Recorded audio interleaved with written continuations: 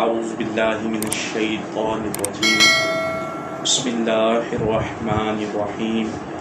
الصلاۃ والسلام علیک یا سیدی یا رسول اللہ وعلی آلک وصحبک یا حبیب اللہ الصلاۃ والسلام علیک یا سیدی یا نبی اللہ وعلی آلک وصحبک یا سیدی یا نور اللہ۔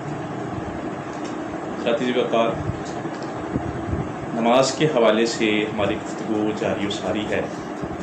میں نے اپنی پہلی ویڈیو میں نماز کی شرائط کے حوالے سے گفتگو کی تھی کہ کن چیزوں کا نماز شروع کرنے سے پہلے پایا جانا ضروری ہے۔ اس میں سے 6 چیزیں میں نے آپ کو بتائی تھی کہ سب سے پہلے انسان کا طہارت حاصل کرنا ضروری ہے، اس کے بعد اس کا ستر عورت کا ہونا مکمل ضروری ہے، استقبال قبلہ ہونا، اس کے بعد وقت کا ہونا، نیت ہونا اور تکبیر تحریمہ۔ یہ 6 شرائط ایسی تھیں جن کے بغیر جو ہے وہ نماز سٹارٹ نہیں ہوتی۔ تو یہ چیزیں اگر 6 پائی گئیں تو پھر جو ہے وہ ہماری نماز جو ہے وہ شروع ہو جائے گی۔ اب نماز کے اندر جو ہیں وہ 7 شرائط ہیں، 7 یعنی کہ فرائض شامل ہیں، یعنی کہ کوئی بھی چیز ہم ادا کرتے ہیں اس کے باہر جو چیزیں ہوں گی وہ شرائط میں شامل ہوں گی اور جو اس کے اندر ہوں گی وہ فرائض میں شامل ہوں گی۔ تو 7 جو فرض ہیں وہ نماز کے اندر، ان میں سے جو سب سے پہلا فرض ہے وہ تکبیر تحریمہ۔ تکبیر تحریمہ چونکہ یہ فرائض اور شرائط میں دونوں جو ہیں وہ دونوں کے اندر جو ہے وہ آ جاتا ہے۔ اس کی وجہ یہ ہے کہ چونکہ یہ شرائط کے ساتھ بھی متصل ہے اور فرائض کے ساتھ بھی متصل ہے۔ فرائض کے اعتبار سے اس لحاظ سے کہ اگر کوئی انسان بیٹھ کے اگر تکبیر تحریمہ کہتا ہے اور پھر جو ہے وہ قیام کرتا ہے، کھڑا ہو کے نماز پڑھتا ہے، تو اس کی نماز نہیں ہوگی۔ اسی طرح ہی تکبیر تحریمہ کا جو ہے وہ فرائض کے ساتھ بھی تعلق بہت گہرا ہے، اس لیے جو ہے تکبیر تحریمہ بھی اس میں فرائض میں شامل ہوتی ہے۔ تو تکبیر تحریمہ جیسے ہی کہہ لے گا اس کے بعد اس کے لیے جو دوسرا فرض سب سے پہلے آئے گا وہ ہے قیام کرنا، یعنی اس قدر مقدار میں کھڑا ہونا کہ جس قدر انسان تلاوت کرتا ہے، قرات کرتا ہے، اتنی مقدار کھڑا ہونا جو ہے وہ قیام کہلاتا ہے۔ تو قیام جو ہے یہ نماز کے اندر دوسرا فریضہ ہے، یعنی کہ انسان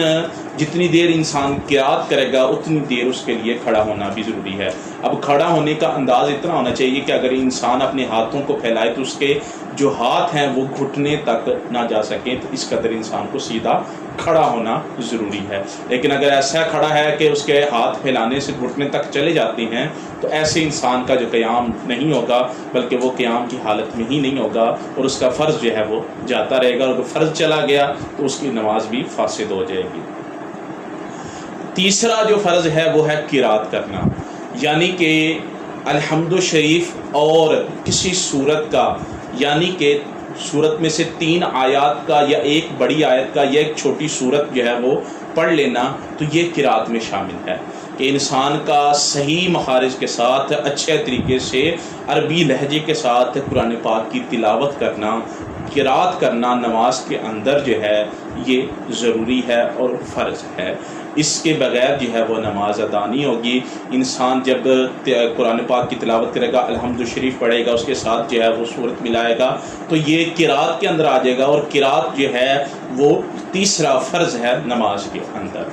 اور اسی طرح آگے جو چوتھا فرض ہے وہ ہے رکوع کرنا، یعنی رکوع کی حالت میں جانا کہ انسان ہاتھ پھیلائے تو اس کے جو ہاتھ ہیں وہ گھٹنے تک چلے جائیں اور انسان کی جو پیٹھ ہے یعنی کہ کمر جو ہے وہ بالکل سیدھی ہو جائے۔ تو جب انسان کا اس انداز میں ہوگا تو اس کا رکوع جو ہے وہ فرض جو ہے وہ ادا ہو جائے گا۔ تو لہٰذا اس قدر جو ہے وہ انسان رکوع کرے کہ جس قدر اس کے 3 تسبیحاں جو ہے مکمل ہو جائیں، تو اس مقدار میں جو ہے وہ رکوع کرنا جو ہے یہ فرض ہے۔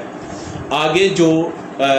فرض آتا ہے وہ ہے سجدہ، چونکہ سجدہ ایک ایسی عبادت ہے کہ انسان نماز کے اندر وہ انسان جو ہے وہ انتہا درجے کا قرب اختیار کر لیتا ہے اللہ رب العزت کی بارگاہ کے ساتھ، کہ جس قدر اور کسی حیثیت میں نہیں ہو سکتا۔ انسان سجدے کی حالت میں سب سے زیادہ اللہ کی بارگاہ میں قریب ہوتا ہے، تو لہٰذا سجدے کا انداز انسان کی ایسا ہونا چاہیے کہ انسان کی جو ناک ہے اور پیشانی جو ہے وہ نیچے زمین پر لگے اور ہاتھ جو ہے نا وہ اچھے طریقے سے کھلے ہوں، پاؤں جو ہیں اور رانے جو ہیں وہ بالکل جدا جدا ہوں، تو اس انداز میں اللہ کی بارگاہ میں جو ہے وہ سجدہ کیا جائے اور پھر اس کی بارگاہ میں تسبیح بیان کی جائے، تو وہ جو سجدے کی حالت کو، سجدے کو مکمل کرنا ہے، تسبیحات پڑھنا ہے اس میں، تو وہ سجدہ جو ہے وہ انتہائی ضروری ہے، فرض ہے، اس کے بغیر جو ہے وہ نماز نہیں ہوگی۔ آگے جو فرض آتا ہے وہ ہے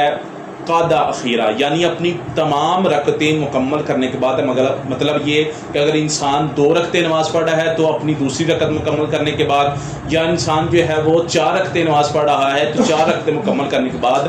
آخر میں جو انسان التحیات کی شکل میں یعنی قادہ کی شکل میں انسان بیٹھتا ہے، تو اس کا التحیات یعنی کہ عبدہ و رسولہ یعنی کہ کلمہ شریف جو ہے وہ پڑھتے ہیں، اس کی مقدار تک بیٹھنا جو ہے وہ انسان کا وہ قادہ اخیرہ میں فرض ہے۔ اگر وہ انسان اس مقدار میں، اتنی مقدار میں نہیں بیٹھتا بلکہ اس سے پہلے سلام پھیر لیتا ہے، یا کسی فعل میں وہ مشغول ہو جاتا ہے، یا اگر ایسا ہوا کہ وہ بھول گیا اور آگے کے لیے چلا گیا یعنی کہ 5ویں رکعت کے لیے چلا گیا، اگر تو رکوع کرنے سے پہلے وہ جو ہے وہ لوٹ آیا تو اس کا جو ہے وہ فرض میں تاخیر گنی جائے گی اور اس کے اوپر سجدہ صاحب ہوگا۔ لیکن اگر ایسا نہیں ہے تو پھر جو ہے وہ کسی اور فعل میں مشغول ہوا تو پھر جو ہے وہ اس کا فرض رہ جائے گا، اور فرض رہ گیا تو نماز جو ہے وہ ختم ہو جائے گی۔ تو لہٰذا قادہ اخیرہ یعنی کہ انسان کا تشہد کے اندر بیٹھنا، یعنی کلمہ شریف یعنی کہ درود شریف سے پہلے تک کی مقدار میں بیٹھنا جو ہے وہ فرض ہے۔ اور آخری جو فرض ہے وہ ہے خروج بسنعہ، یعنی انسان کا اپنے ایسے فعل کے ساتھ نماز سے باہر آنا جو نماز کے لیے منافی ہو، مطلب گفتگو کرنا یا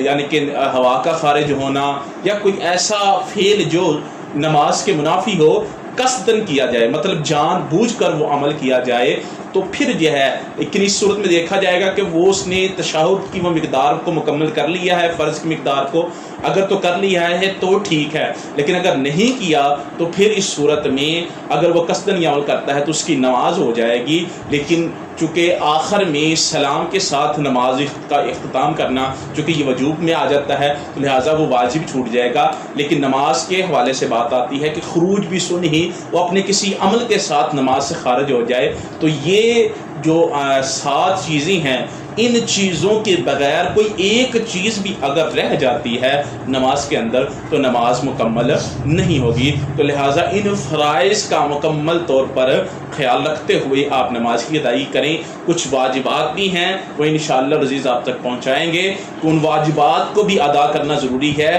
کیونکہ سجدہ سہو کی ایک حیثیت ہے کہ یا تو قیام کے اندر تاخیر، فرض کے اندر تاخیر ہو جائے، اور یا پھر واجب جو ہے وہ چھوٹ جائے، تو ان 2 صورتوں میں یعنی کہ فرض کی ادائیگی میں تاخیر ہو جائے یا کوئی واجب چھوٹ جائے تو ان 2 صورتوں میں جو ہے وہ سجدہ سہو لازم آتا ہے۔ اور سجدہ سہو کرنے کا طریقہ بھی یہ ہے کہ جب انسان مکمل نماز کر لے یعنی کہ آخری رکعت میں ہو، آخری قادہ میں ہو، تو پھر اس وقت جو ہے نا وہ ایک طرفہ سلام پھیر کے وہ 2 سجدے کرے، اور 2 سجدے کرنے کے بعد دوبارہ جو ہے وہ تحیات کے ساتھ جو ہے وہ شروع سے جو ہے نا وہ تحیات مکمل کرے آخر تک، اور پھر اس کے بعد جو ہے وہ سلام پھیر لے۔ لہٰذا اس چیز پر آپ بڑی توجہ رکھیے گا اور ان فرائض کی مکمل طور پہ ادائیگی کیجیے گا۔ اللہ تبارک تعالیٰ سے دعا ہے کہ ہم سب کو عمل کرنے کی توفیق عطا فرمائے۔ جزاکم اللہ خیر واحسن الجزاء۔ اگر کسی کو کوئی قسم کا کوئی سوال درپیش ہو تو وہ ضرور جو ہے وہ ہمیں کمنٹس میں جو ہے وہ اس سوال کے حوالے سے ہمیں ضرور ہمیں مطلع کرے۔ ہم انشاءاللہ العزیز کسی نہ کسی صورت سے اگر ہو سکا تو کمنٹ میں یا پھر جو ہے ایک نئی ویڈیو کے ساتھ جو ہے ہم اس سوال کا جو ہے جواب آپ تک پہنچائیں گے۔ جزاکم اللہ خیر واحسن الجزاء۔